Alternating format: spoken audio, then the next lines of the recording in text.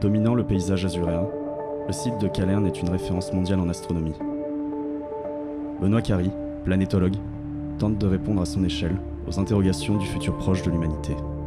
L'enjeu qu'est l'étude d'autres planètes habitables par nos scientifiques semble aujourd'hui être un sujet d'intérêt commun. Rétrospective sur les motivations d'un homme qui consacre sa vie à la compréhension de l'univers qui nous entoure. Le commencement de toute science, c'est l'étonnement de ce que les choses sont ce qu'elles sont.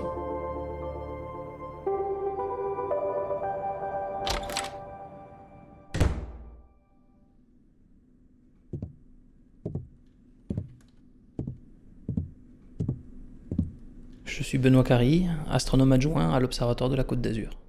J'ai 34 ans. J'ai un doctorat en astronomie et astrophysique. Donc 8 ans d'études, principalement donc je travaille à Nice, mais quand j'observe, c'est Hawaï et le Chili.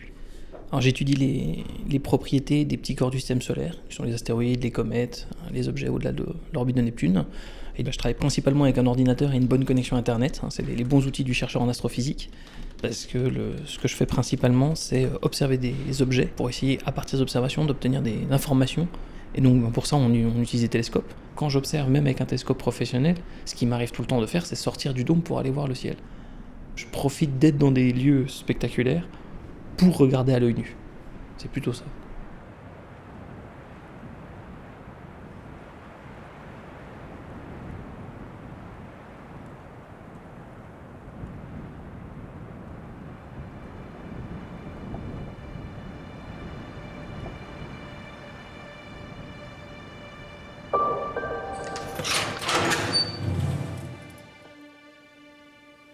Je pense qu'en astronomie, on a de la chance. Je pense que les gens s'intéressent plus facilement à regarder le ciel parce qu'on le voit facilement. Puis souvent, il y a des jolies images, on voit sur Internet, donc on est plus attiré là-dessus que sur le chercheur qui va travailler sur les modes de reproduction des dinosaures. Mais alors, c'est sûr que tout le monde, c'est le genre de sujet qui ne va pas faire rêver les foules. Maintenant, sur comment est-ce qu'on peut faire pour intéresser les gens, on va piloter le télescope correctement, on va découvrir des choses, sortir du dôme pour aller voir le ciel.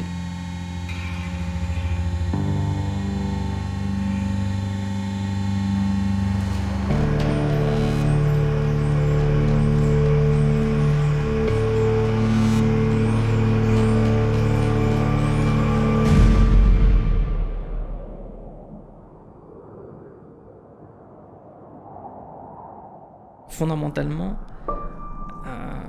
ce que j'étudie moi au jour le jour, ça va pas révolutionner la vie de tous les jours des gens, on est bien d'accord. Donc demain, je vais pas soigner des gens et je vais pas améliorer le sort des gens en Afrique qui mangent pas, j'en sais rien. Mais ce qui est sûr, c'est que je pense que c'est pas parce que j'étudie pas ces choses-là que c'est moins important. L'impact immédiat est moins important. Par contre, de manière dérivée, la science fondamentale, elle est, justement, comme son indique, quelque part fondamentale.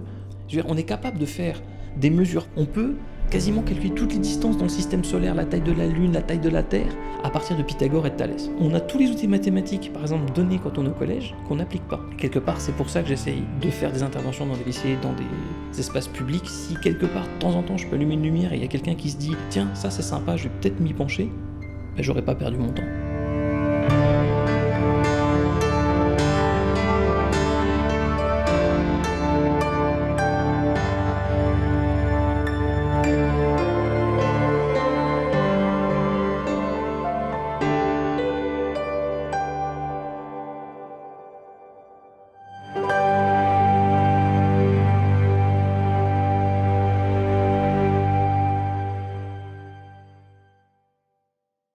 Comme le rappelle Stephen Hawking, nous tous, philosophes, scientifiques et même gens de la rue, seront capables de prendre part à la discussion sur la question de savoir pourquoi l'univers et nous existons.